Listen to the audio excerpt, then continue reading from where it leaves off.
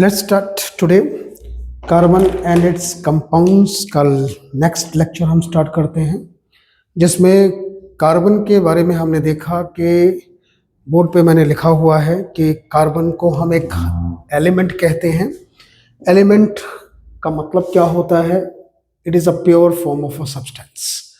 अगर आपसे कोई पूछे कि डिफाइन एलिमेंट, तो आप क्या कहेंगे? Element is a pure form of a substance. इसका मतलब क्या हुआ? इसका मतलब हुआ कि ऐसा सब्सटेंस जिसको तोड़ने पर, ब्रेक करने पर उसकी स्मॉलेस्ट फॉर्म भी वही एलिमेंट मिले। जैसे आयरन को आप अगर टुकड़े करते जाओ तो आपको आयरन ही मिलेगा। गोल्ड को टुकड़े करते जाओ तो आपको गोल्ड ही मिलेगा। This is called pure form of a substance. मेरे ख्याल से आपको ये समझ आ रही होगी कि pure form of a substance का मतलब क्या होता है। Is it right? तो carbon pure form of a substance है। इसका सिंबल कैपिटल सी से हम लिखते हैं। इसका एटॉमिक नंबर 6 होता है। एटॉमिक नंबर का मतलब होता है उसमें कितने इलेक्ट्रॉन्स हैं। जब साइंटिस्टों ने खोजा तो किसी भी एटम के अंदर इलेक्ट्रॉन, प्रोटॉन और न्यूट्रॉन खोजा, तो कितने इलेक्ट्रॉन्स होते हैं वो डिफाइन करता है उसके एटॉमिक नंबर को। तो एटॉमिक नंबर कार्बन का है 6। एटॉमिक मास कार्बन का होता है 12। मास कहाँ पर होता है? साइंटिस्टों ने बताया कि एटम का जो न्यूक्लियस है, सेंटर, न्यूक्लियस के अंदर न्यूट्रॉन्स और प्रोटॉन्स होते हैं और वही टोटल मास को बनाते हैं। It means neutrons plus protons forms the mass. और नॉन मेटलिक एलिमेंट है, कार्बन मेटल नहीं होता है। आपको मालूम है कि एलिमेंट्स मेटल भी हो सकते हैं, नॉन मेटल भी हो सकते हैं और मेटलॉइड्स भी होते हैं एलिमेंट्स। तो मेटल, नॉन मेटल, मेटलॉइड्स तीनों तरह के एलिमेंट्स होते हैं। तो कार्बन जो है आपका नॉन मेटलिक एलिमेंट है, ये मेटलिक एलिमेंट नहीं है। मेटल, नॉन मेटल और मेटलॉइड्स की प्रॉपर्टीज को आपने पढ़ा है कि मेटल्स में एटम्स बहुत कॉम्पैक्टली पैक्ड होते हैं, इंटरमोलिकुलर फोर्स ऑफ अट्रैक्शन बहुत स्ट्रांग होता है। ये सब हम पढ़ चुके हैं। और वर्सेटाइल नेचर, एक ये वर्ड भी यहाँ पे आ रहा है। वर्सेटाइल नेचर का मतलब क्या हुआ? वर्सेटाइल नेचर का मतलब होता है कि वर्सटैलिटी शो करता है। इट मीन्स ये बहुत सारे एलिमेंट्स, बहुत सारे कंपाउंड्स का फॉर्मेशन करता है। आप पूरी देखो, पूरी लाइफ ऑर्गेनिक, पूरी लाइफ प्लांट हो, एनिमल हो, सब कार्बन के बने होते हैं। वर्सेटाइल नेचर है, मतलब बहुत बिलियंस ऑफ कंपाउंड का फॉर्मेशन ये कर सकता है और करता है। इसके पीछे कारण क्या है? इसकी वर्सटैलिटी के पीछे, वर्सटाइल का मतलब समझ आ गया ना, कि tendency to form large amount of compounds. तो why it is versatile in nature?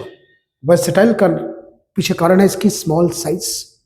एक तो स्मॉल साइज होती है, दूसरा उसके कारण it has a tendency to form show tetravalency. इसके आउटर मोशन में 4 इलेक्ट्रॉन्स होते हैं जो शेयरिंग कर लेते हैं अदर 4 इलेक्ट्रॉन्स के साथ ऑक्टेट पूरा करने के लिए। ये भी हम चीजें देखेंगे इसमें। और कैटिनेशन शो करता है। कैटिनेशन का मतलब होता है सेल्फ बॉन्डिंग, अपने साथ बॉन्ड बनाने की टेंडेंसी। और यही कारण है it is versatile. It is the most, you can say, कि most important part of living life. Life का मोस्ट इंपॉर्टेंट पार्ट है। तो क्या हम कहें कि सिर्फ ये लाइफ में? नहीं, नॉन लिविंग थिंग्स में कार्बन की बनी होती है। चलो हम स्टार्ट करते हैं। Let's take that one. तो इसका मतलब मैंने कहा कि atomic number 4, sorry atomic number 6। तो एक एटम हम ले लें कार्बन का। ये कार्बन का एटम है, इसमें ये न्यूक्लियस हो गया। This is nucleus. ये न्यूक्लियस हो गया। न्यूक्लियस के अंदर न्यूट्रॉन्स एंड प्रोटॉन्स हैं और इसी को हम कहते हैं एटॉमिक मास। कि एटम का मास न्यूक्लियस के अंदर है। और मास कितना है कार्बन का?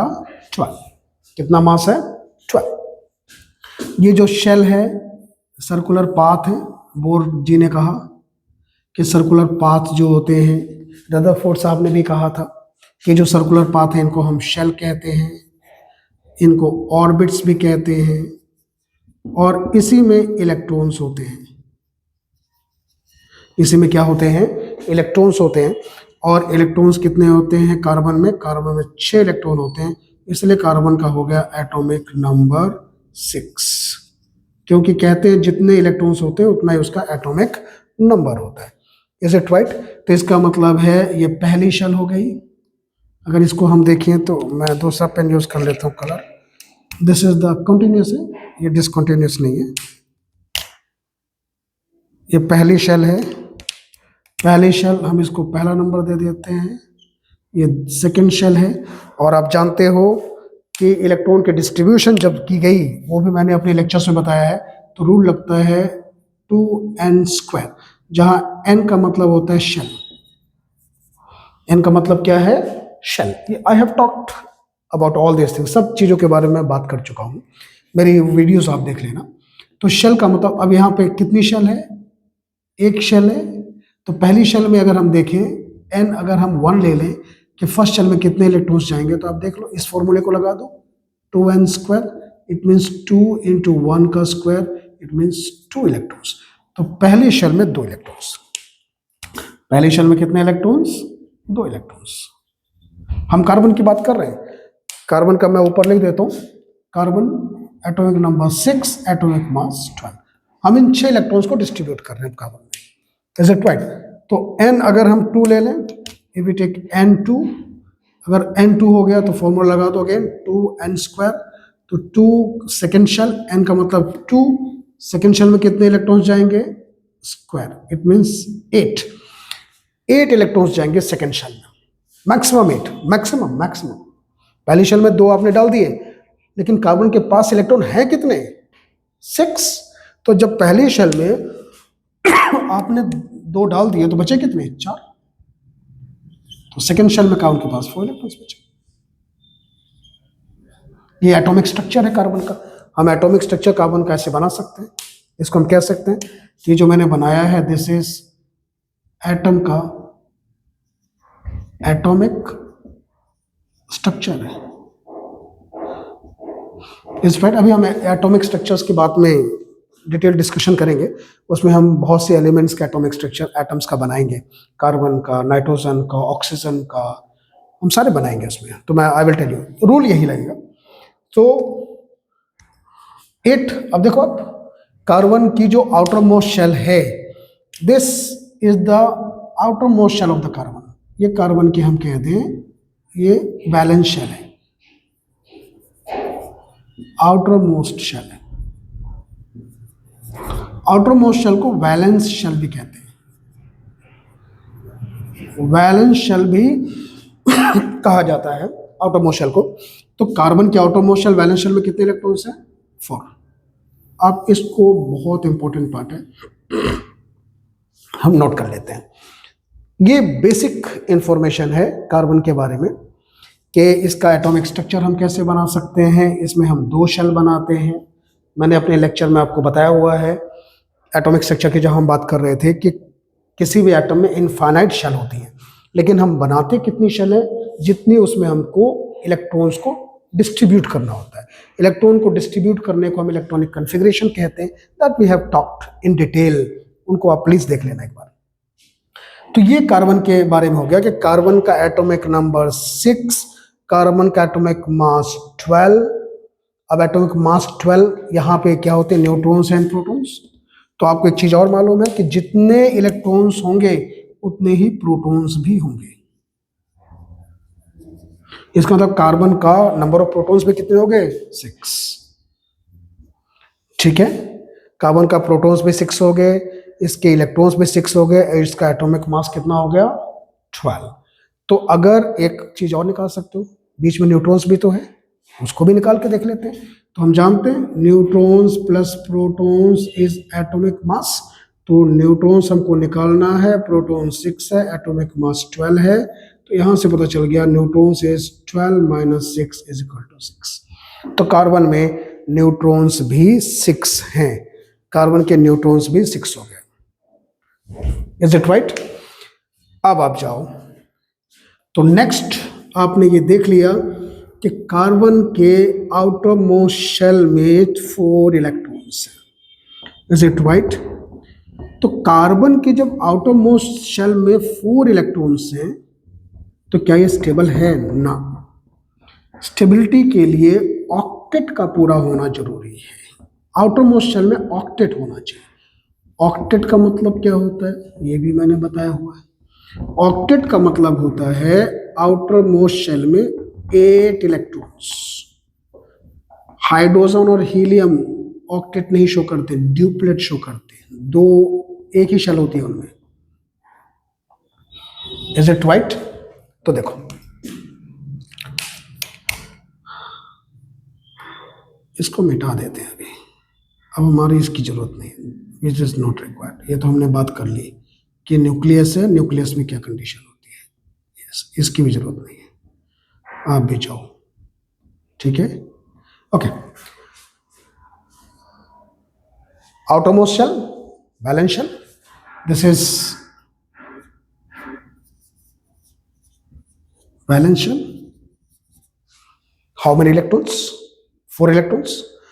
लेकिन स्टेबिलिटी के लिए, फॉर द स्टेबिलिटी किसी भी एटम की स्टेबिलिटी के लिए रूल जो लगता है that is called octet rule. Octet rule को हमको फॉलो करना पड़ता है। इसका मतलब है जो वैलेंस शेल है, वैलेंस शेल उसमें 8 इलेक्ट्रॉन्स होने चाहिए। स्टेबिलिटी के लिए वैलेंस शेल में 8 इलेक्ट्रॉन्स का होना बहुत मस्ट है, तब एलिमेंट या एटम स्टेबल होता है, अदरवाइज अनस्टेबल हो जाएगा। Yes right. अब स्टेबिलिटी के लिए 8 इलेक्ट्रॉन चाहिए, एक्सेप्ट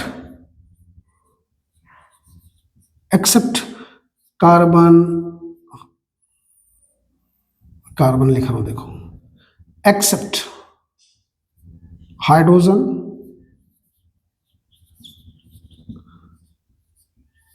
हीलियम, एक्सेट्रा नहीं, आप अभी इसी को याद रखो, हाइड्रोजन हीलियम।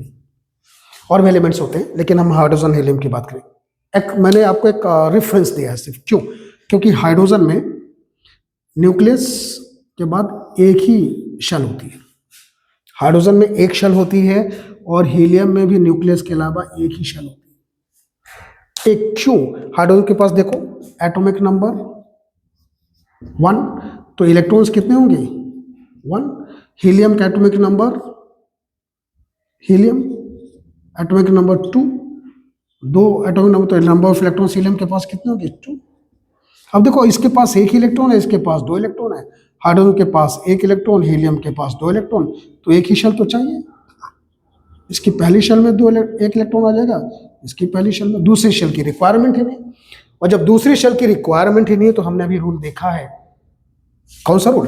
2n², कि अगर n 1 है तो 2 का 1 का स्क्वायर मीन्स 2, और अगर n 2 है तो 2 का स्क्वायर मीन्स 8। पहली शेल में तो सिर्फ 2 इलेक्ट्रॉन जा सकते हैं ना मैक्सिमम, इसलिए इनमें ऑक्टेट रूल नहीं लगता है। Octet rule is not required. पहली शेल में मैक्सिमम 2 इलेक्ट्रॉन जा सकते हैं, तो अगर 2 इलेक्ट्रॉन इनके पास आ गए तो स्टेबल हो जाएंगे। Is it right? दूसरी शेल के बाद, पहली शेल के बाद ऑक्टेट रूल लगना शुरू हो जाता है, तो पहली शेल के बाद हमको 8 इलेक्ट्रॉन चाहिए होते हैं स्टेबिलिटी के लिए। तो कार्बन में पहली शेल की, ये तो न्यूक्लियस है, don't confused, this is nucleus, this nucleus. Nucleus के बाद ये पहली शेल, ये दूसरी शेल। कार्बन में न्यूक्लियस के बाद 2 शेल होती है, इसलिए पहली शेल में 2 इलेक्ट्रॉन तो चले गए, 2 इलेक्ट्रॉन्स हैव एंटर्ड। लेकिन सेकेंड शेल में कितने इलेक्ट्रॉन चाहिए? सेकेंड शेल में चाहिए 8 इलेक्ट्रॉन स्टेबिलिटी के लिए, ऑक्टेट पूरा करने के लिए। Is it right? तो अब जब इसको 4 इलेक्ट्रॉन्स चाहिए, तो मैंने आपको वैलेंसी भी पढ़ाई हुई है, और हम जानते हैं what is valency, tendency to lose, gain और share electron. Tendency to lose, gain और share electron is called valency. Is right? अब ऑक्टेट पूरा करने के लिए कार्बन या तो 4 इलेक्ट्रॉन गेन करे, राइट? कार्बन या तो 4 इलेक्ट्रॉन गेन करो। चलो भाई साहब, क्या कंडीशन हो सकती है? या तो कार्बन जी 4 इलेक्ट्रॉन गेन करे तो स्टेबिलिटी हो जाएगी, या इन चारों को लूज कर दो, 4 इलेक्ट्रॉन लूज कर दो, तब स्टेबिलिटी हो जाएगी। क्यों? क्योंकि चारों इलेक्ट्रॉन को, वैलेंस शेल के चारों इलेक्ट्रॉन को लूज करने का मतलब है कि ये शेल गायब, ये शेल ही खत्म हो जाएगी, this shell will not exist. तो फर्स्ट शेल रहेगी और फर्स्ट शेल में आप जानते हो 2 इलेक्ट्रॉन है तो स्टेबल हो जाएगा, राइट? ये कहानी हो गई। तो पहले हम ये देख लेते हैं कि क्या ये 4 इलेक्ट्रॉन लूज कर सकता है या 4 इलेक्ट्रॉन गेन कर सकता है। ये क्वेश्चन पे पूछा जाता है, बड़ा इंपॉर्टेंट क्वेश्चन है। हम क्वेश्चन पे बाद में आते हैं, पहले देख लेते हैं। 4 इलेक्ट्रॉन गेन करने का मतलब है कि पहला इलेक्ट्रॉन ऐड करो, आप ऐड द फर्स्ट इलेक्ट्रॉन। अब आप देखना, कार्बन के न्यूक्लियस में न्यूट्रॉन्स हैं जिनके ऊपर पॉजिटिव चार्ज है। कितना? How many neutrons are there? 6। हमने अभी कैलकुलेट किया, कार्बन के पास 6 न्यूट्रॉन्स हैं और कार्बन के पास न्यूट्रॉन्स के ऊपर पॉजिटिव चार्ज नहीं होता है, न्यूट्रॉन्स आर न्यूट्रल, प्रोटॉन्स होते हैं 6। न्यूट्रॉन्स को हटा दो, हम प्रोटॉन्स की बात करते हैं। न्यूट्रॉन से कोई लेना देना नहीं है क्योंकि न्यूट्रॉन्स तो न्यूट्रल होते हैं, हम सिर्फ न्यूक्लियस के अंदर प्रोटॉन्स की बात करते हैं। 6 प्रोटॉन्स। ये प्रोटॉन्स तो कहेंगे आ जाओ भाई आ जाओ, प्रोटॉन्स तो बुलाएंगे ना इलेक्ट्रॉन को। लेकिन ये जो 4 इलेक्ट्रॉन हैं और ये 2 इलेक्ट्रॉन अंदर हैं, जैसे इलेक्ट्रॉन अंदर आना चाहेगा तो उसको electron same charge, like charges, और लाइक चार्जेस क्या करते हैं? रिपेल, दूर भगाएगा उसको, दूर भगाएगा। इसका मतलब है इसको ऐड करना है। अगर यहां पर मान लो मैं इसको यहां पर ऐड करना चाहता हूं तो पहले इलेक्ट्रॉन को ही ऐड करने में I have to give lot of energy, बहुत एनर्जी देनी पड़ेगी, तब ऐड होगा। तो अगर आप दूसरा लाना चाहो, लो जी, पहले इलेक्ट्रॉन को ऐड करने में बहुत एनर्जी देनी पड़ रही थी, अब दूसरा इलेक्ट्रॉन भी आप ऐड करना चाहते हो, और ज्यादा एनर्जी। फिर तीसरा इलेक्ट्रॉन आप ऐड करना चाहते हो, लो, अब थर्ड इलेक्ट्रॉन लेके, ये पहला इलेक्ट्रॉन, इसको हम दूसरा इलेक्ट्रॉन मान लेते हैं, ये पहला इलेक्ट्रॉन था हमारा, ये तीसरा इलेक्ट्रॉन लेके आना चाहता है, और ज्यादा एनर्जी देनी पड़ेगी। चौथे इलेक्ट्रॉन को ऐड करने के लिए और ज्यादा एनर्जी देनी पड़ेगी, lots of energy is required. That is not possible for carbon, ये पॉसिबल नहीं है। कार्बन के न्यूक्लियस के पास इतनी ज्यादा ताकत नहीं है कि इतनी ज्यादा एनर्जी दे और वो 4 इलेक्ट्रॉन को ऐड कर ले। इसीलिए कार्बन 4 इलेक्ट्रॉन ऐड नहीं कर पाएगा। देयरफॉर हम ये कहें इसको हटाओ, नहीं ऐड होंगे, तो carbon can not add 4 electrons due to large energy requirement. Large energy की रिक्वायरमेंट होती है और उतनी एनर्जी की रिक्वायरमेंट पॉसिबल नहीं है कार्बन के न्यूक्लियस के पास, इसलिए ये कोई भी इलेक्ट्रॉन ऐड नहीं होंगे। तो आपको यहां से एक चीज पता चल गई कि carbon can not add 4 electrons in the valence shell. तो ये संभावना, इट मींस carbon can not add 4 electrons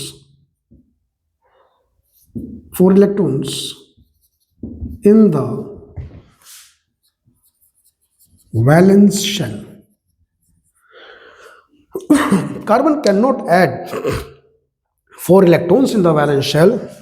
कारण मैंने आपको बता दिया, due to very large, बहुत ज्यादा, very large requirement of, थोड़ी इंग्लिश ये उल्टी हो गई है, मैं इसको सीधा कर देता हूँ। हम ये कह सकते हैं ड्यू टू रिक्वायरमेंट ऑफ, पहले हम इसको बाद में ले जाते हैं, ड्यू टू रिक्वायरमेंट ऑफ, इसको हटा दो यहाँ पे, due to requirement of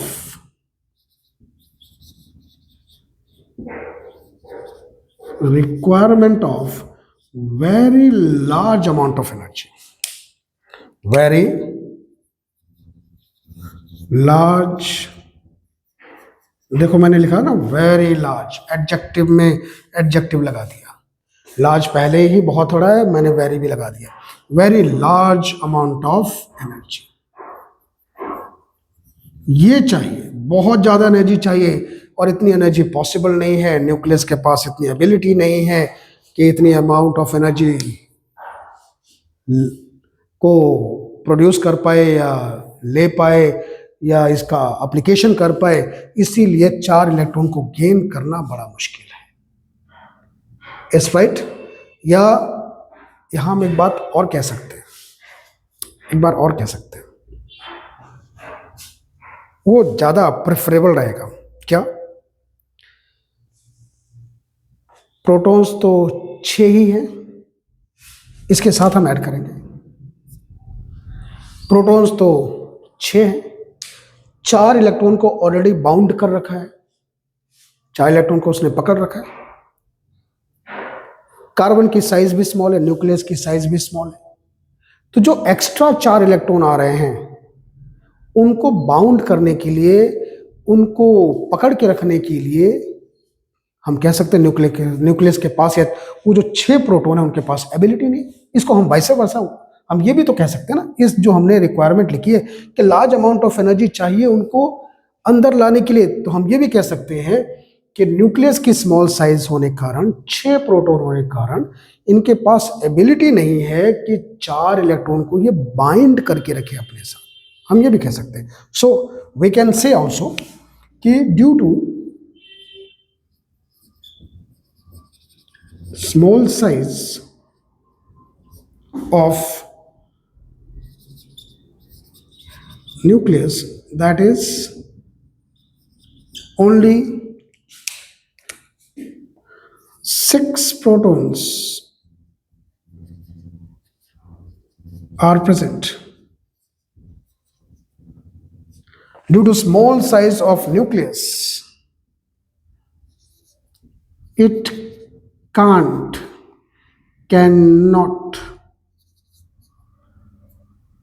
hold additional 4 electrons. Additional 4 electrons.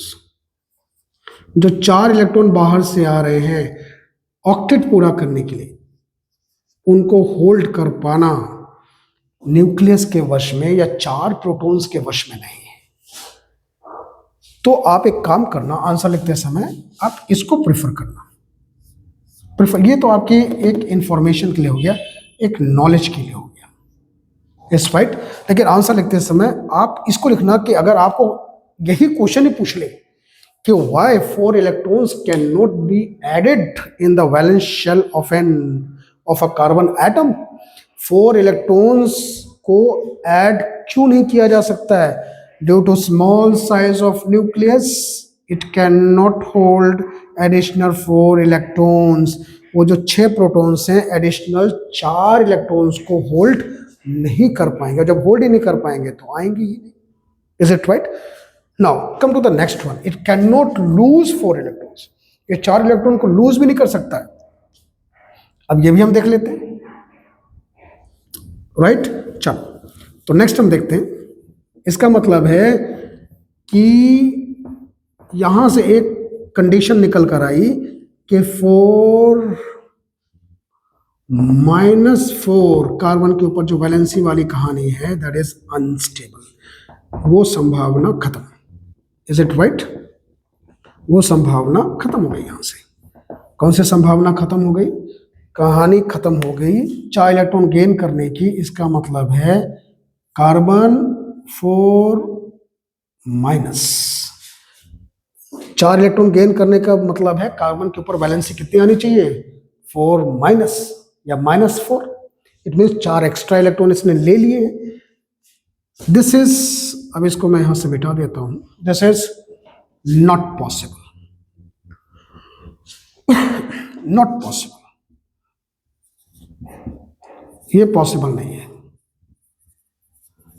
इसका मतलब है ये वाली कंडीशन जो है अनस्टेबल हो गई, और जो अनस्टेबल होगा उसको नेचर कभी नहीं बनाता है। कार्बन भी तो नेचर ही है, उसको वो कभी गेन नहीं करेगा, कभी एक्सेप्ट नहीं करेगा। तो कार्बन C4- हम नहीं लिख सकते हैं। It doesn't have this tendency.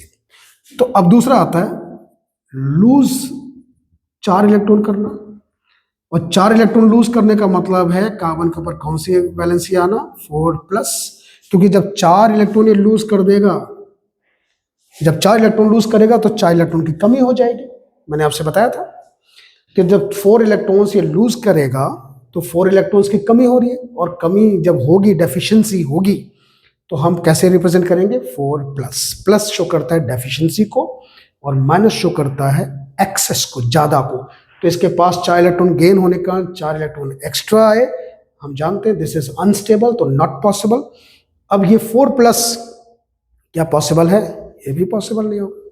क्यों पॉसिबल नहीं होगा, 4 इलेक्ट्रॉन को गेन करना भी, आपका लूज करना भी पॉसिबल नहीं, जैसे गेन करना पॉसिबल नहीं था वैसे लूज करना पॉसिबल नहीं होगा। क्यों, क्योंकि न्यूक्लियस इन 4 इलेक्ट्रॉन को जब बाइंड करके रखता है, तो जब पहले इलेक्ट्रॉन को आप रिमूव करोगे, when you will remove the, ये न्यूक्लियस और इलेक्ट्रॉन के बीच में बॉन्ड होता है, आपको मालूम है ना, दिस इज इलेक्ट्रॉन, ये 4 इलेक्ट्रॉन है, आप देखो ये 4 इलेक्ट्रॉन्स है, हर न्यूक्लियस और इलेक्ट्रॉन के बीच में देयर इज अ बॉन्ड। आपको बताया था, बताओ कौन सा बॉन्ड होता है, विच बॉन्ड इज प्रेजेंट, ये बॉन्ड है, कौन सा बॉन्ड है, क्या नाम है इसका, this is called electrostatic force of attraction, electrostatic bond होता है, this is electrostatic force of attraction. अब पहले, अभी जो न्यूक्लियस का फोर्स है, न्यूक्लियस की जो फोर्स है, न्यूक्लियर फोर्स ऑफ अट्रैक्शन जो है, या इलेक्ट्रोस्टैटिक फोर्स ऑफ अट्रैक्शन जो है, 4 इलेक्ट्रॉन्स पे इक्वली डिस्ट्रीब्यूटेड है, जितनी भी इसके पास फोर्स है। कितने इलेक्ट्रॉन्स पे डिस्ट्रीब्यूटेड है, 4 इलेक्ट्रॉन्स पे, 1 2 3 4। अब आपने इस बॉन्ड को तोड़ने के लिए, इलेक्ट्रोस्टैटिक फोर्स स्ट्रॉन्ग फोर्स होता है, स्ट्रॉन्ग बॉन्ड होता है, तो स्ट्रॉन्ग बॉन्ड है, इस बॉन्ड को ब्रेक करने के लिए आपको बाहर से एनर्जी देनी पड़ेगी, आपने एनर्जी सप्लाई की, और किसी तरह से इस बॉन्ड को आपने ब्रेक कर दिया, ये बॉन्ड ब्रेक कर दिया, इज इट राइट, आपने पहला बॉन्ड ब्रेक किया, तो जो न्यूक्लियस फोर्स ऑफ अट्रैक्शन था, इलेक्ट्रोस्टैटिक फोर्स ऑफ अट्रैक्शन था, वो चेंज तो नहीं हुआ ना, वो तो सेम है। जब वो चेंज नहीं हुआ तो वो अब क्या हुआ कि एक इलेक्ट्रॉन के निकलते ही वो इक्वली डिस्ट्रीब्यूट हो गया अगले 3 इलेक्ट्रॉन्स पे जो बचे हुए हैं वैलेंस शेल में। इसका मतलब है कि इसके ऊपर लगने वाला मैग्नीट्यूड, इसको निकालने के बाद इसके ऊपर जो फोर्स ऑफ अट्रैक्शन लग रहा है और इसके ऊपर जो लग रहा है, इसके ऊपर अब इंक्रीज हो गया, समझ आया, क्या हो गया, इंक्रीज हो गया। तो जैसे इंक्रीज हुआ तो अगला इलेक्ट्रॉन अगर आप निकालना चाहोगे, अगला बॉन्ड अगर आप ब्रेक करना चाहोगे, इस बॉन्ड को ब्रेक करना चाहोगे, तो आपको इससे कहीं ज्यादा एनर्जी देनी पड़ेगी। मान लो आपने उसको भी तोड़ दिया, खूब एनर्जी दे दी, तोड़ दिया, तो नेक्स्ट क्या होगा, अब सिर्फ 2 इलेक्ट्रॉन बचे। अब ये जो न्यूक्लियर फोर्स ऑफ अट्रैक्शन है, ये इन 2 इलेक्ट्रॉन्स के बीच में इक्वली डिवाइड हो गया, nuclear force of attraction change नहीं हो रहा है। अब ये 2 पे डिस्ट्रीब्यूट होगा तो और ज्यादा इलेक्ट्रोस्टैटिक फोर्स ऑफ अट्रैक्शन से खींच के रखे, पकड़ के रखे, जाने नहीं देगा, मैं नहीं जाने दूंगा, मैं नहीं जाने दूंगा, समझ आ गया। तो आप बताओ इसको तोड़ने के लिए कितनी एनर्जी आपको चाहिए, फिर लास्ट वाले तोड़ने के लिए कितनी एनर्जी। अब ऑक्टेट तो पूरा करना चाहते हो ना आप, कि ये चारों अगर तोड़ के हम निकाल दें तो एक शेल बचे, 2 इलेक्ट्रॉन आ जाए, स्टेबिलिटी आ जाए, लेकिन ये तो पॉसिबल ही नहीं हो रहा है। देयरफॉर 4 इलेक्ट्रॉन को रिमूव करना भी मुश्किल है, 4 इलेक्ट्रॉन को रिमूव भी नहीं कर पाएंगे। अब इसके पीछे रीजन हम क्या दे सकते हैं, बिकॉज 4 इलेक्ट्रॉन को रिमूव करने के लिए we require very large amount of energy, यहाँ बहुत लार्ज अमाउंट ऑफ एनर्जी चाहिए, बहुत लार्ज अमाउंट ऑफ एनर्जी चाहिए उन 4 बॉन्ड्स को ब्रेक करने के लिए, विच इज नॉट पॉसिबल। तो हम 4 इलेक्ट्रॉन को क्यों लूज नहीं कर पा रहे, क्यों नहीं निकाल पा रहे हैं, it is not possible, it is not possible because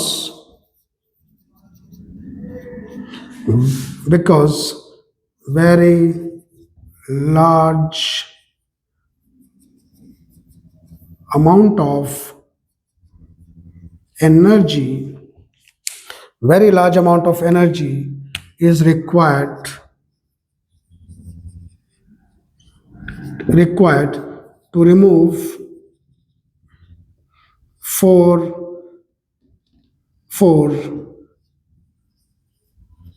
valence electrons. क्यों? Due to strong electrostatic force of attraction. Due to strong electrostatic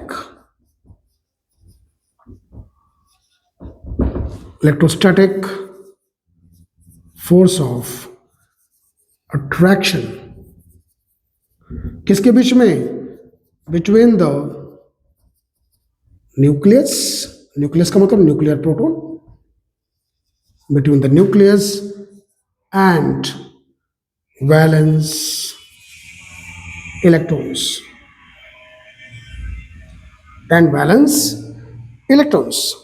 इसीलिए इन 4 इलेक्ट्रॉन्स को रिमूव करना भी बड़ा मुश्किल है, इसलिए दिस इज ऑल्सो अनस्टेबल। तो देखो C4+ भी अनस्टेबल हो गया एंड C4- भी अनस्टेबल हो गया। 4 इलेक्ट्रॉन को ऐड करना भी मुश्किल है और 4 इलेक्ट्रॉन को रिमूव करना भी मुश्किल है।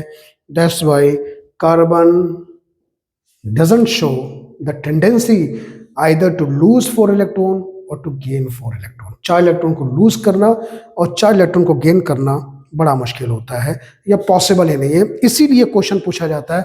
Now that comes the question. तो क्वेश्चन क्या आ गया? मैंने आपको सारा एक्सप्लेन कर दिया है कि व्हाई। तो द क्वेश्चन इज कि carbon neither loses 4 electron nor gain 4 electron, why? Is it right? Octet पूरा करने के लिए कार्बन 4 इलेक्ट्रॉन को ना तो गेन करता है ना 4 इलेक्ट्रॉन को लूज करता है। तो क्वेश्चन इज, अब इसकी इंक भी खत्म हो रही है। Carbon neither loses 4 electrons nor gain 4 electrons to complete its octet। Octet को पूरा करने के लिए कार्बन ना तो लूज करता है 4 इलेक्ट्रॉन ना गेन करता है 4 इलेक्ट्रॉन। ऐसा क्यों? आपने देख लिया कि आंसर में आपने देख लिया। मैं एक बार इसको रिकैप कर देता हूं। कार्बन 4+ अनस्टेबल है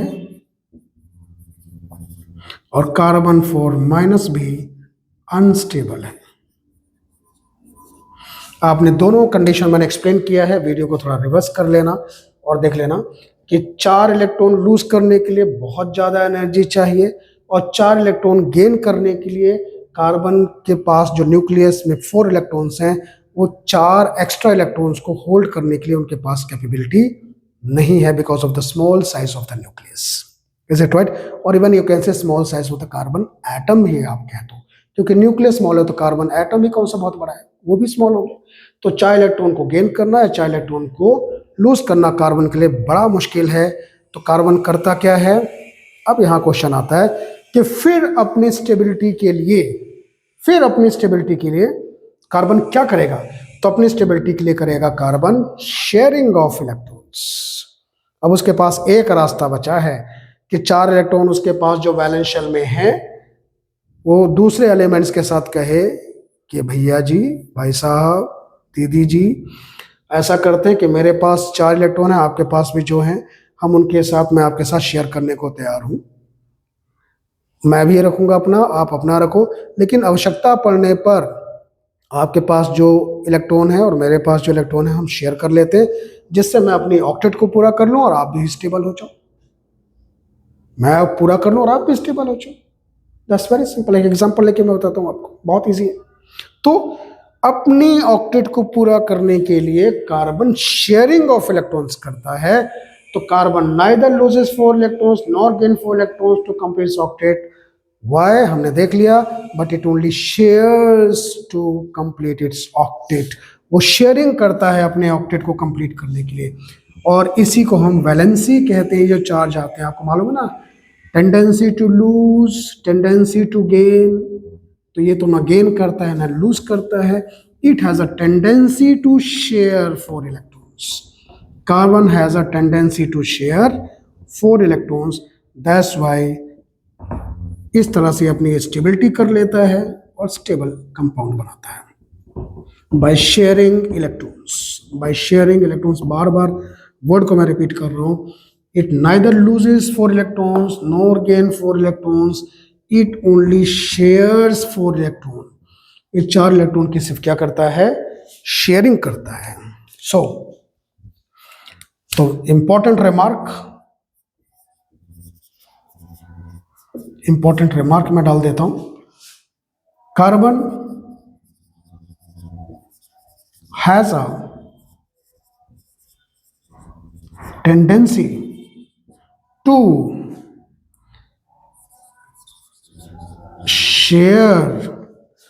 शेयरिंग, इसका मतलब है tendency to share means SHARING,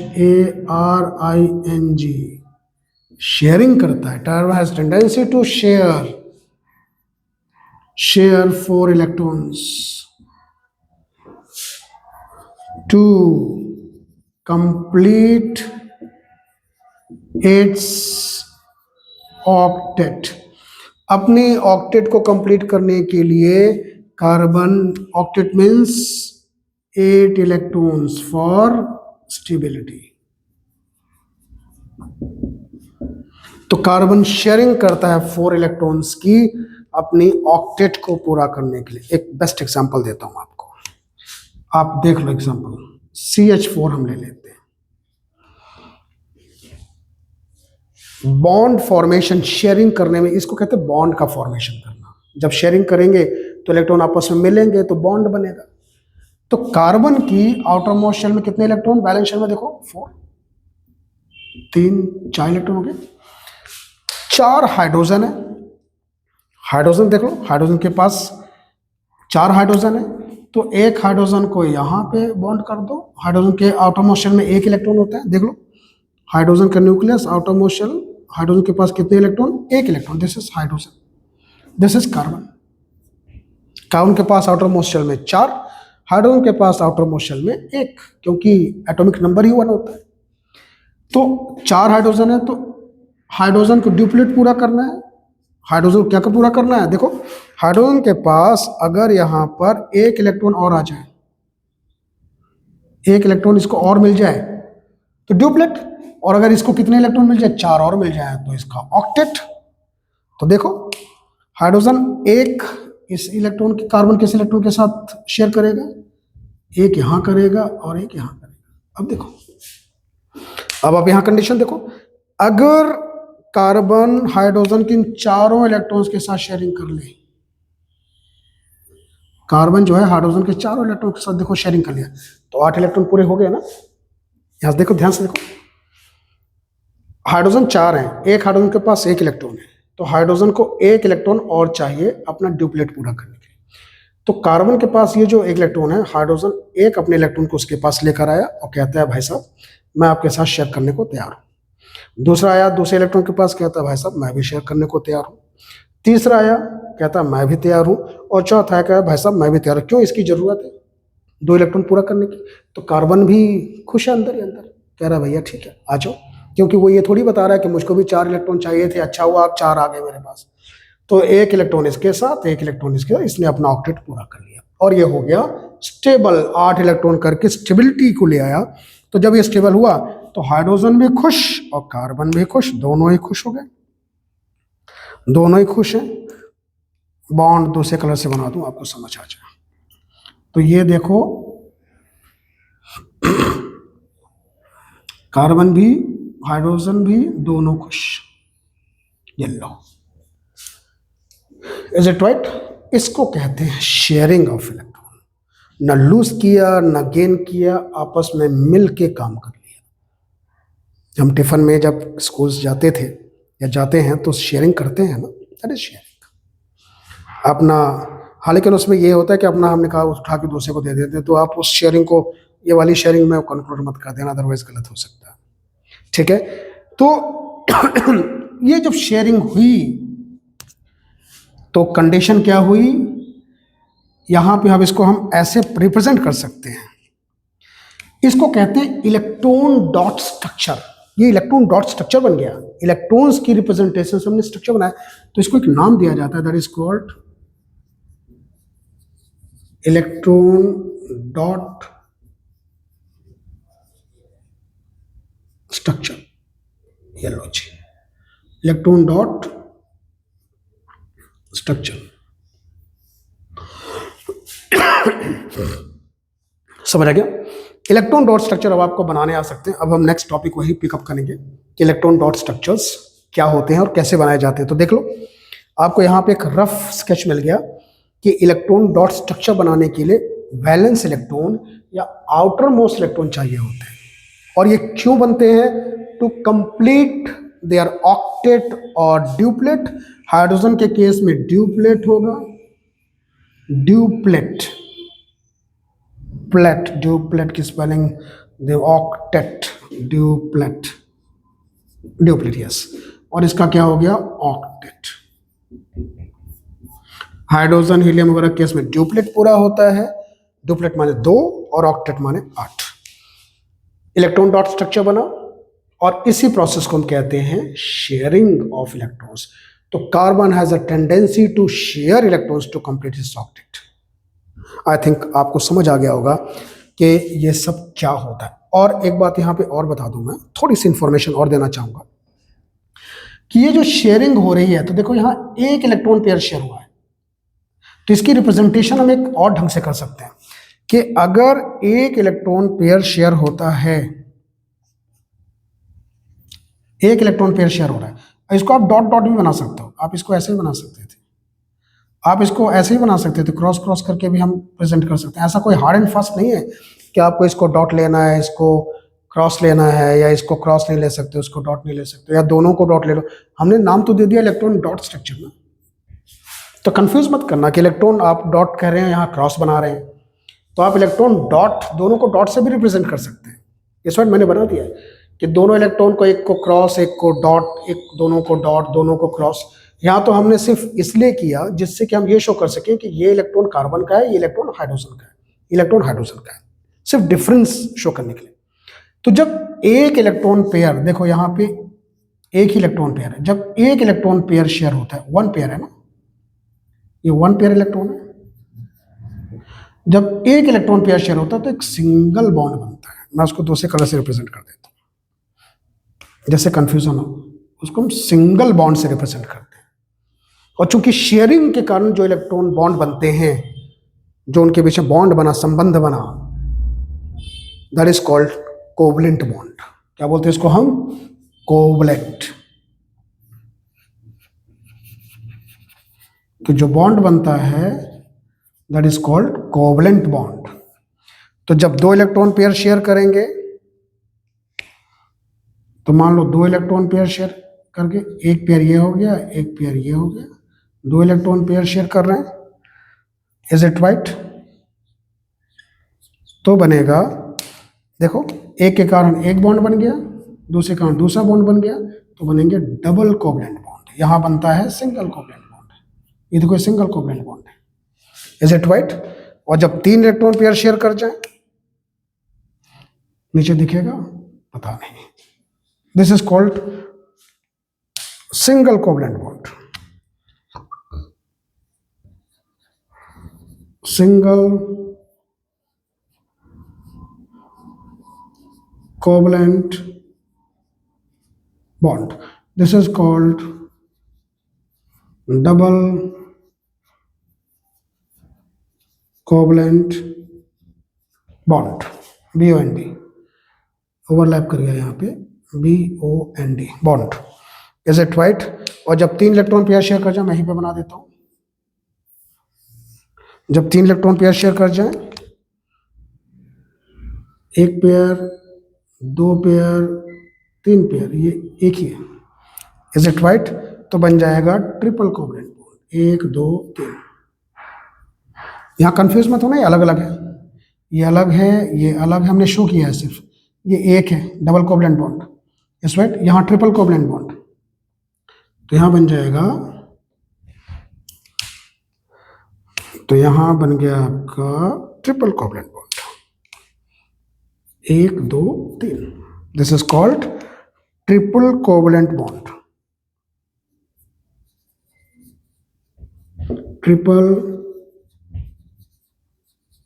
covalent bond. हमने जो वर्सटाइल नेचर किया था ना कार्बन का, हम बात कर रहे थे शुरू में कि वर्सेटाइल नेचर क्यों होता है कार्बन का, इट इज, ये भी उसका एक कारण होता है।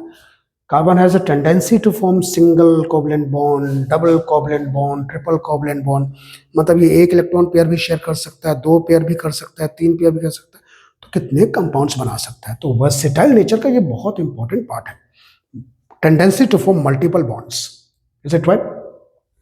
तो यहाँ पे आपने एक चीज सीखा कि इलेक्ट्रॉन डॉट स्ट्रक्चर में वैलेंस इलेक्ट्रॉन पार्टिसिपेट करते हैं, और जो कंपाउंड्स बनते हैं उनको हम कहते हैं कोवलेंट कंपाउंड्स। तो हम अब नेक्स्ट टॉपिक पे मूव करते हैं, will move to the next topic, that is the electron dot structures. अब आपको पता चल गया कि इलेक्ट्रॉन डॉट स्ट्रक्चर में वैलेंस इलेक्ट्रॉन पार्टिसिपेट करते हैं, पार्टिसिपेटिंग एटम्स के, जो भी एटम्स पार्टिसिपेट कर रहे हैं उनके वैलेंस इलेक्ट्रॉन ही पार्टिसिपेट करते हैं, इज इट राइट। और चूंकि शेयरिंग ऑफ इलेक्ट्रॉन होती है, तो एक पेयर शेयर होगा तो सिंगल कोवलेंट, यहाँ कोवलेंट बॉन्ड बनते हैं, एक पेयर शेयर होगा तो single covalent bond, 2 pair share होंगे तो डबल कोवलेंट बॉन्ड, और 3 पेयर शेयर होंगे तो triple covalent bond, is it right. Clear हो गया, राइट। सो उससे पहले हम वर्सटाइल नेचर कर लें क्या, कि वर्सटाइल नेचर का मतलब क्या, नहीं अभी ताजा ताजा है सब कुछ, कोवलेंसी, इसलिए हम कोवलेंसी पहले करते हैं, इलेक्ट्रॉन डॉट स्ट्रक्चर करते हैं, फिर हम आएंगे वर्सटाइल नेचर पे। After that will come to the versatile nature of carbon, ठीक है। और फिर इस चैप्टर में 2 चीजें बचेंगी, नोमेनक्लेचर और types of reactions, oxidation, combustion, then substitution और एक एडिशन, 4 रिएक्शन आपको पढ़ने हैं, उनकी भी हम बात कर लेंगे, एक वीडियो और बना दूंगा तो उसमें हम उसको पढ़ लेंगे, yes right. So let's see, थोड़ा सा बोर्ड गंदा हो गया, right. So let's see the electron dot structures.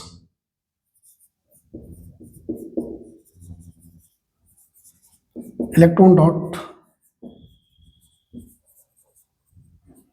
Structures, आपको इलेक्ट्रॉन डॉट स्ट्रक्चर बनाते समय मैंने बताया वैलेंस इलेक्ट्रॉन्स पार्टिसिपेट करते हैं, is it right, in valence electron. तो इलेक्ट्रॉनिक कॉन्फ़िगरेशन मैं आपको पहले बता चुका हूं, उस लेक्चर को आप देख लेना प्लीज। तो वैलेंस इलेक्ट्रॉन पार्टिसिपेट करते हैं, मैंने तो आपको एक बना के दिखा दिया, इसी से हम दोबारा शुरुआत कर लेते हैं। CH4 बहुत एक रिकैप हो जाएगा आपके लिए। कार्बन के पास आउटर मोस्ट शेल में कितने इलेक्ट्रॉन, कार्बन का देख लो, एटॉमिक नंबर 6, पहले शेल में कितने इलेक्ट्रॉन जाते हैं, 2, दूसरी शेल में कितने गए, 4। ये हम बना के देख चुके हैं, दोबारा बनाना पड़ेगा क्या मुझको बार बार। न्यूक्लियस, पहली शेल, दूसरी शेल, 2n² रूल के हिसाब से पहले शेल में 2 इलेक्ट्रॉन गए और दूसरी शेल में 4 इलेक्ट्रॉन गए। 2n² रूल लगता है ना, तो पहले शेल में 2, दूसरी शेल में 4। तो पहले आउटर मोस्ट इलेक्ट्रॉन को लेना, मैंने आपको बार बार कहा है, सिर्फ वैलेंस इलेक्ट्रॉन, और एडमिन साहब आ जाओ, सिर्फ वैलेंस इलेक्ट्रॉन लेना है। इलेक्ट्रॉन डॉट स्ट्रक्चर करते समय सिर्फ वैलेंस इलेक्ट्रॉन्स को आपको लेना है। तो कितने वैलेंस इलेक्ट्रॉन्स कार्बन के पास, 4, 2, 3, 4, is it right, 4 valence electrons. Hydrogen देखो, ये कार्बन का हो गया। अब हम हाइड्रोजन का लेते हैं, न्यूक्लियस के बाद एक शेल, तो हाइड्रोजन का हो गया। हाइड्रोजन के वैलेंस शेल में 1 इलेक्ट्रॉन, तो 4 हाइड्रोजन है, एक इसके पास आ गया, एक इसके पास चला गया, मैंने बताया था ना डॉट क्रॉस किसी से ही बना दो, एक इसके पास चला गया और एक इसके पास। हम कलर अलग कर देते हैं जिससे कि ये रहे कि वो किसका इलेक्ट्रॉन है। ये लो, हमने ले लिया ये हाइड्रोजन का इलेक्ट्रॉन, ये हाइड्रोजन का इलेक्ट्रॉन, ये हाइड्रोजन का इलेक्ट्रॉन और ये हाइड्रोजन का electron. Is it right? Hydrogen के 4 इलेक्ट्रॉन्स, एक हाइड्रोजन के पास एक इलेक्ट्रॉन। 2n स्क्वायर रूल लगाना है डिस्ट्रीब्यूशन करते समय। अब हाँ 90% गलत ठीक हो चुका है, ओनली 10% इज लेफ्ट। अब देखो, कार्बन सभी इलेक्ट्रॉन को शेयर कर लेगा, कार्बन ने सभी इलेक्ट्रॉन्स को शेयर कर लिया, तो कार्बन का ऑक्टेट पूरा, राइट। और देखो हाइड्रोजन अब ड्यूप्लेट पूरा कर लेगा अपना,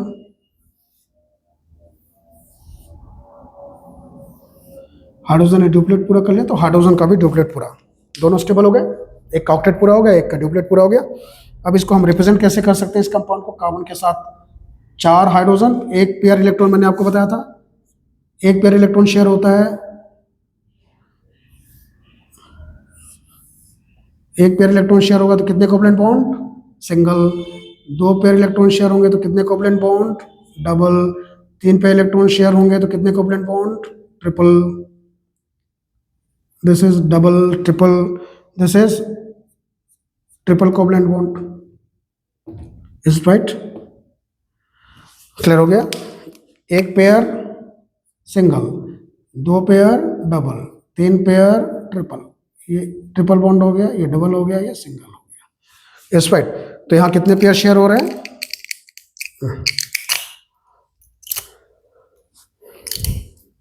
यहां कितने पेयर शेयर हो रहे हैं? एक पेयर, 1 2 3 4। देखो एक पेयर, यहां पे एक पेयर हुआ,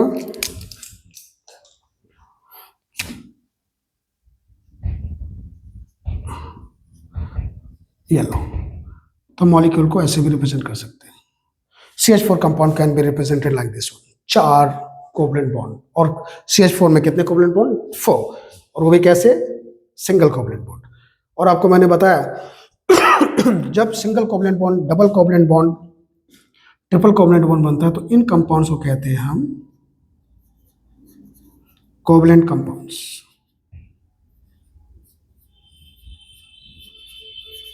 कोवलेंट कंपाउंड्स क्यों बनते हैं? Due to sharing of electrons. अब आपको ये सारी कहानी, स्टोरी पता चल गई। शेयरिंग ऑफ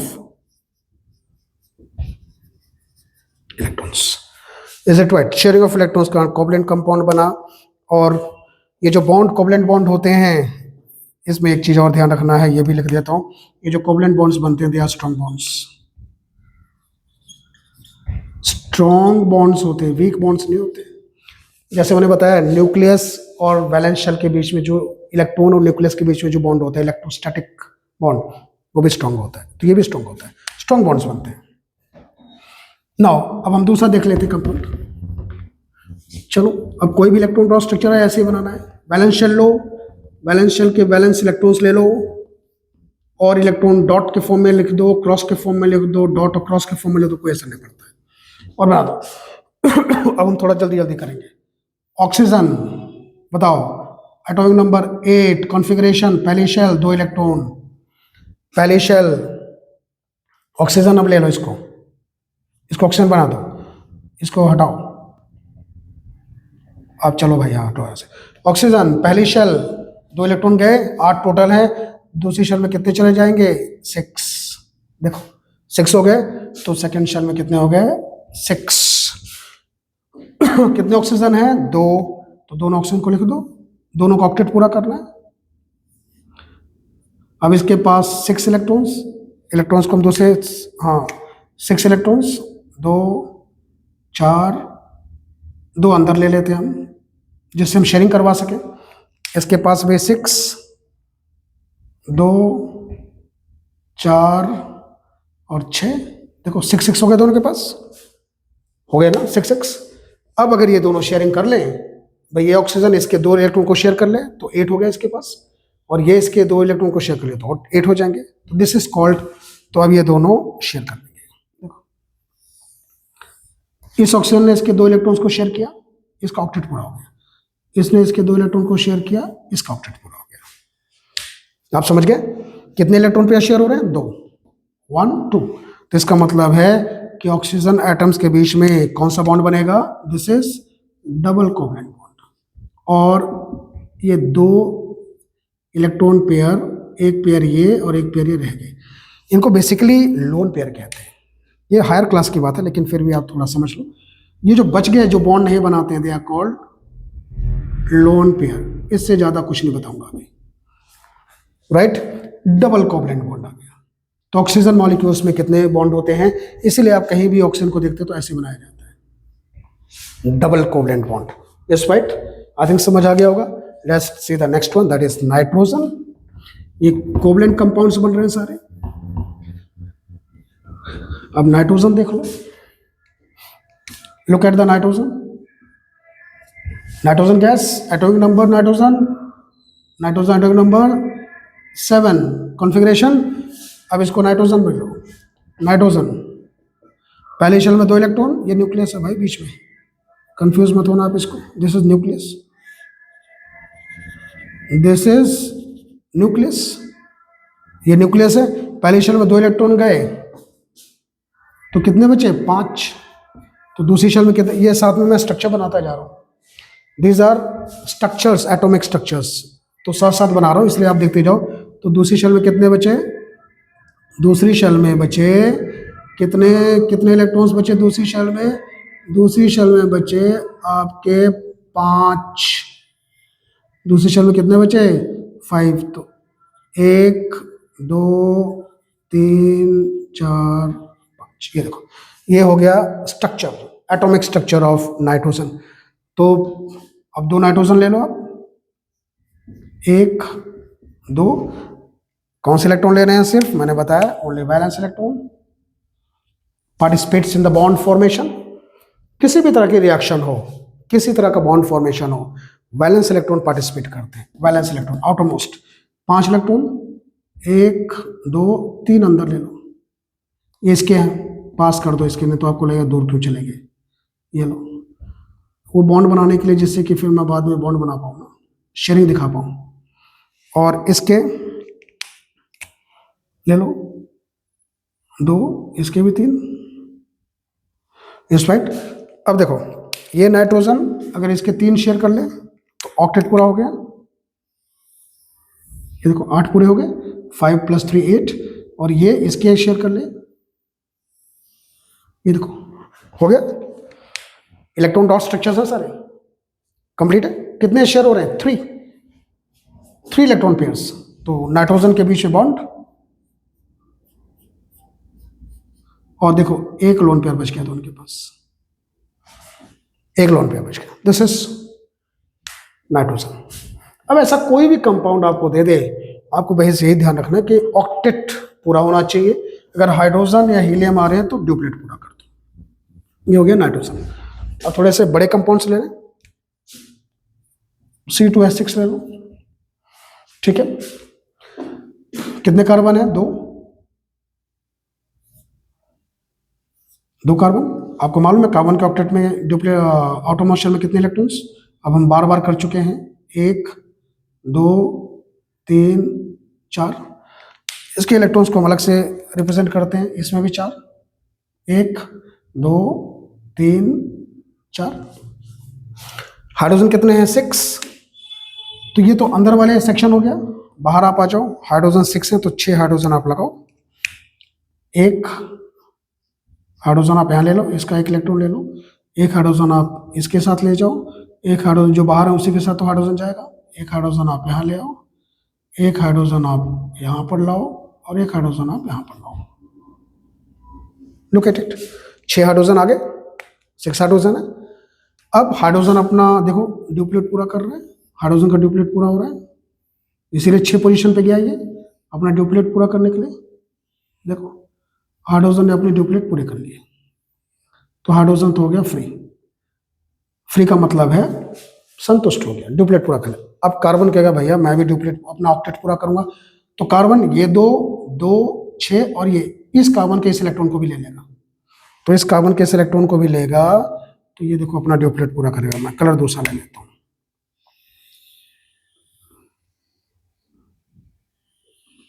ये देखो कार्बन ने भी अपना ऑक्टेट पूरा कर लिया, 2 4 6 और 2 8 इलेक्ट्रॉन्स, इज इट राइट। और इस कार्बन ने भी अपना ऑक्टेट, कार्बन यहां से भी ऐसे करेगा, ये देखो ये कार्बन इसके भी ले लेगा और ये हाइड्रोजन के भी ले लेगा, कहेगा भाई साहब मैं भी तो अपना ऑक्टेट पूरा कर लूं, ये देखो हो गया।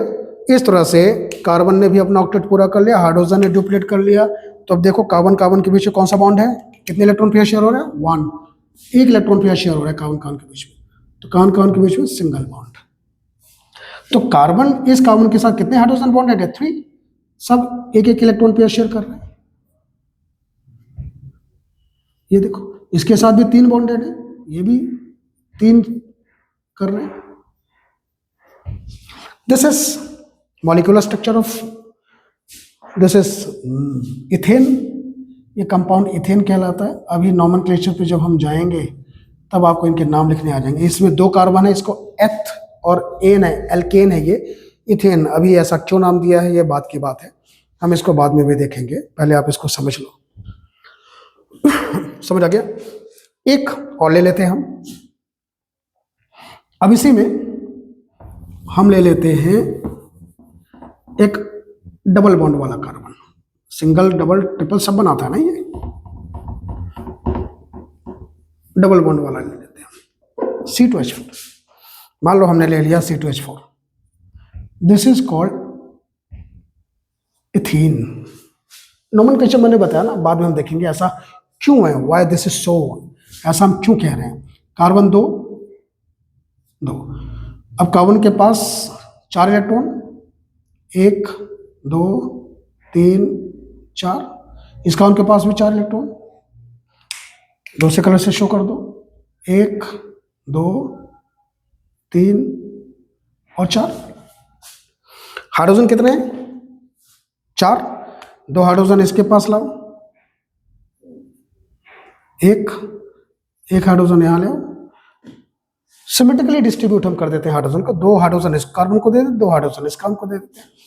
अब आपने ये जो इसको दिया है यहाँ पे लगाया ना, इसको आप यहाँ भी अटैच कर सकते थे, ऐसा कोई हार्ड एंड फास्ट नहीं है कि इसी को छोड़ना है। ये जो हाइड्रोजन आपने यहाँ अटैच किया उसको यहाँ बॉन्ड कर दो, इसको यहाँ कर दो, इसको यहाँ कर दो, इट डजंट मैटर, किसी के साथ भी कर दो।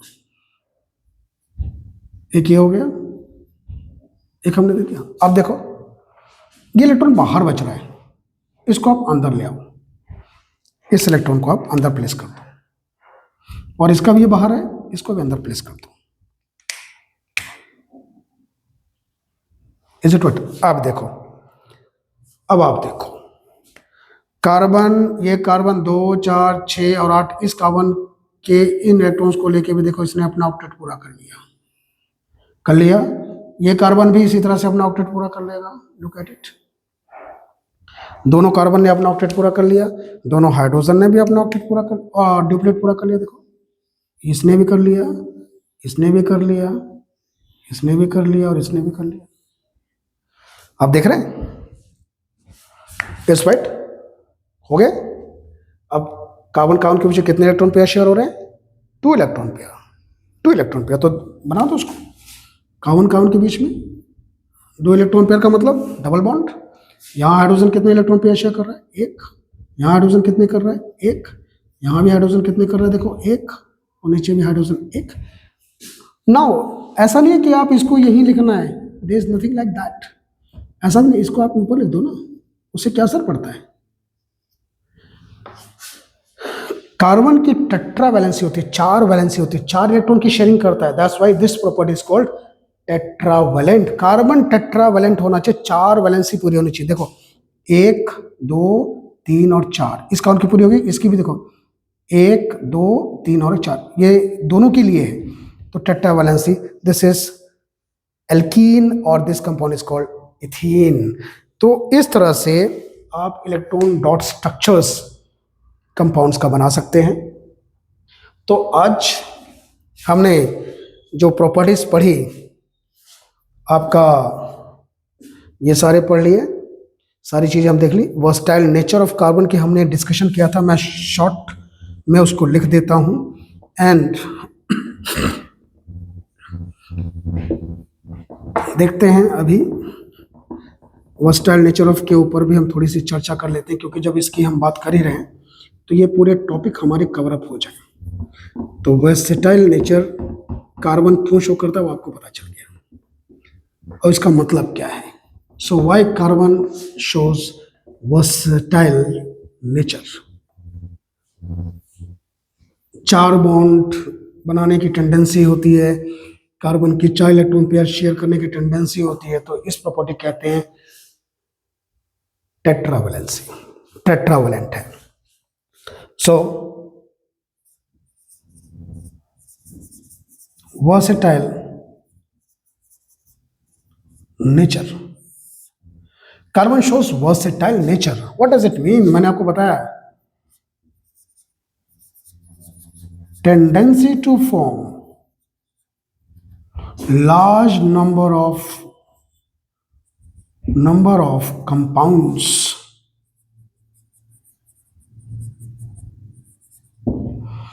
is called versatile nature.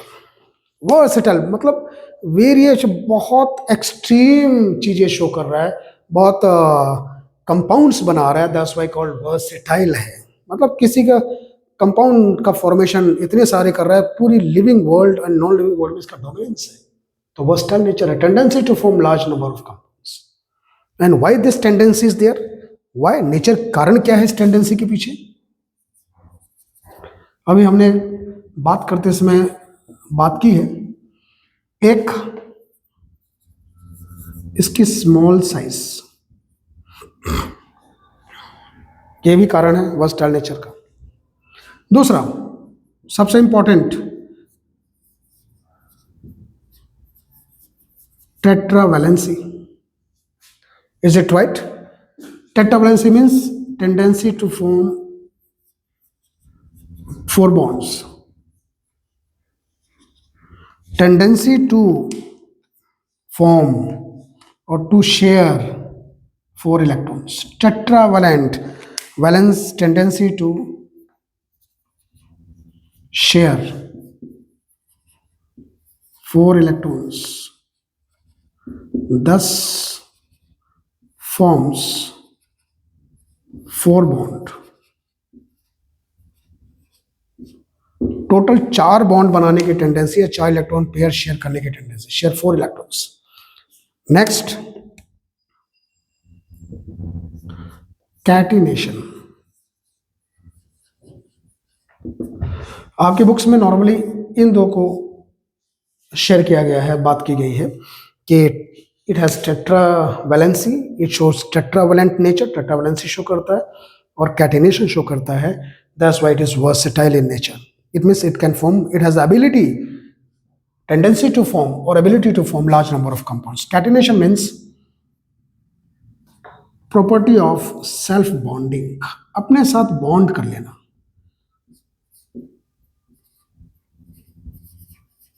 Self bonding tendency इसके पास होती है, सेल्फ बॉन्ड बनाता है। अभी हम बात करेंगे इसके बारे में, self bonding tendency. And isomerism show करता है। आइसोमेरिज्म क्या होता है? Same molecular formula but different structures, isomers. आप मिरर ले लो, मिरर ले लो और एक फिगर ले लो और मिरर के सामने रख दो, तो आइसोमर्स बनेंगे। It's right. आइसोमर्स का मतलब होता है मॉलिक्यूलर फॉर्मूला तो सेम हो जाए लेकिन उसका स्ट्रक्चर डिफरेंट हो जाए।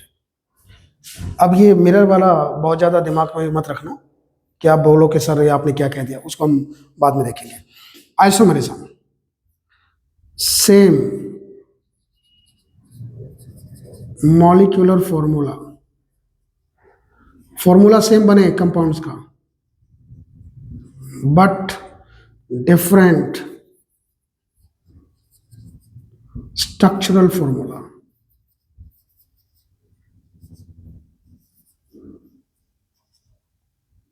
डिफरेंट स्ट्रक्चर, स्ट्रक्चर फॉर्मूला मत लिखो, different structure,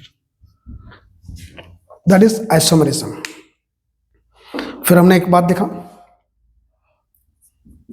tendency to form single को double triple bond, multiple bonds बनाता है।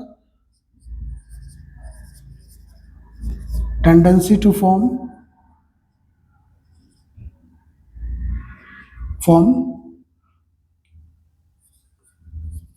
सिंगल,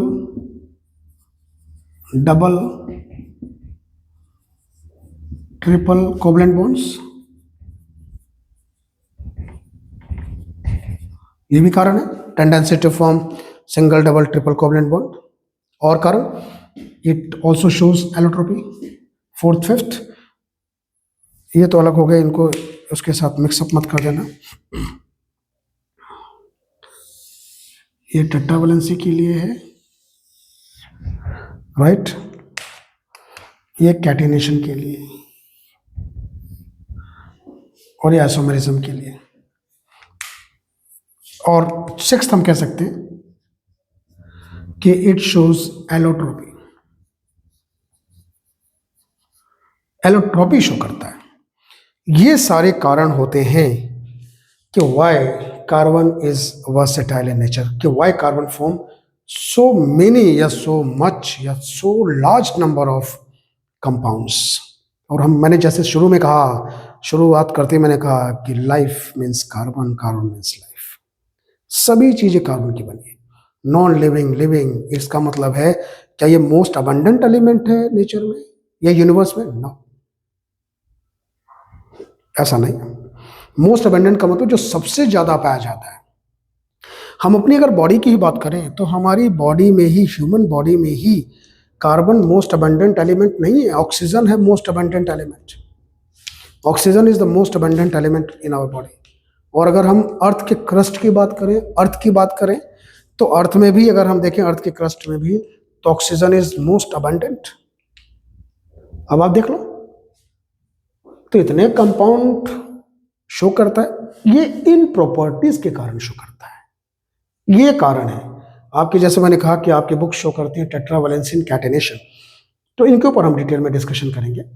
एलोट्रोपी मैं थोड़ा आपको बताऊंगा। आइसोमेरिज्म के ऊपर भी कभी कभी बोर्ड में 10th में आपसे क्वेश्चंस पूछ लेता है, तो I will explain isomerism also, allotropy. लेकिन वर्सेटाइल नेचर अगर आपसे पूछता है कि डिफाइन और एक्सप्लेन वर्सेटाइल नेचर, तो आप लिखोगे tendency to form large number of compounds by carbon, that's why it is called, it has versatile nature and due to the following reasons. एक रीजन लिख दोगे टेट्रावैलेंसी, दूसरा रीजन लिख दोगे आप catenation. Tetravalency means it has a tendency to share 4 electrons, thus forms 4 bond, it is called tetravalent। in catenation it has a tendency of self bonding, खुद के साथ ये बॉन्ड करता चला जाता है। तो खुद के साथ भी करता है, दूसरों के साथ भी करता है, लेकिन कैटिनेशन का मतलब खुद के साथ। तो खुद के साथ बॉन्ड करता है तो बहुत सारे कंपाउंड, दूसरे के साथ ये बॉन्ड करके बहुत सारे बना लेता है। It's right. सो ये आपका आज के लेक्चर में ये पॉइंट्स हो गए। अब इस पॉइंट को अगर अभी मैं एक्सप्लेन करना शुरू कर दूंगा तो ये लेक्चर बहुत लंबा हो जाएगा, ये पहले ही बहुत लंबा हो चुका है। तो नेक्स्ट क्लास में हम, वैसे अगर वर्सेटाइल नेचर देखो तो मैं बता चुका हूँ कि होता क्या है, तो इसको मुझको दोबारा एक्सप्लेन करने की जरूरत नहीं।